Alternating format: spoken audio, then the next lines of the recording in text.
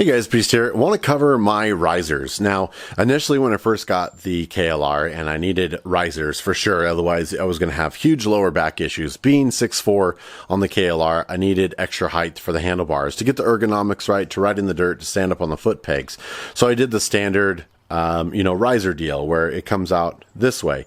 They add a space, you can see over here, to the actual clamp, and they will push your handlebars up. The problem is they also push them back towards you, which I didn't actually need. They were not ideal. They are quite a bit cheaper. They're only usually $40 to $60. I knew they weren't the perfect solution. So when I traded out my bar here, I decided to go with the RockShox. Now these are the dampening model. This is sort of, I don't know if I'm 100% liking them or not. You definitely notice flex. If you brake super hard, you can feel those roll forward. If you get on them and you pull back on the handlebars, you can just feel them move. It's not a natural feeling, and it's something you have to get used to, just that squish. I can literally stand at a stoplight and move that stuff. My KLR wasn't super vibey, so I don't know that I really needed them for dampening purposes for your hands at the end of the bars. I would probably just save the money and go with the non-vibration version, but I absolutely love the physics of this thing. This is the small little piece that gets clamped into your handlebar clamps, and then you're able to rotate that forward and back. You can rotate this forward and back so that you don't have to just add length to this angle. As you can tell from the steering angle on here, all that's going to do when you add risers is push that handlebar further and further away. And so as you're bringing your handlebars towards you, it's just an unnatural position. So this allows you not only to get the same riser effect, so that when you're standing up on your pegs and you're a tall guy, like 6'4" like I am, that you actually have a proper stance, you've got good elbows back, and you've got the right position to essentially give you the best performance possible in the dirt, especially when you're going to be on the pegs like I am for many, many hours doing more backcountry adventures. These are phenomenal and absolutely worth the money. As you can see, so I can rotate these back forward, and then I can also position the bars separately. So I can rotate all the sweep of the bars forward or back, and then these are a separate position. So with that, there's a little bit more, not necessarily for installation, but there's a little more tweaking just to get it right. Do I want the bars a little bit forward and then have the bars tilted back?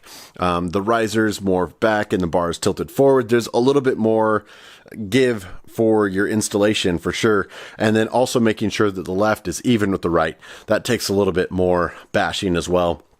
I've only wrecked a couple times since putting this on, and they haven't even tweaked as bad as I think the stock bars were. If you look at that video, you can definitely tell that the old bars were just very bendable, and so I had a lot of tweaking to go. So I do think this is a little bit more givable with the vibration in here. Maybe that's the reason I haven't had any tweaked bars, is simply because the RockShox are taking the brunt of the fall when you get a side impact on your bark busters, on your handlebars.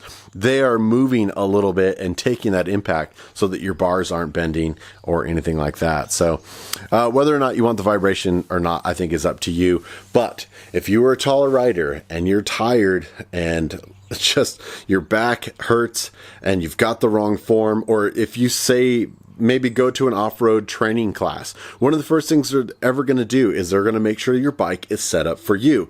And they're going to tell you, if you don't have them, you need to get risers. And honestly, you need to get RockShox risers. Is probably the best thing for you. They are expensive, hands down.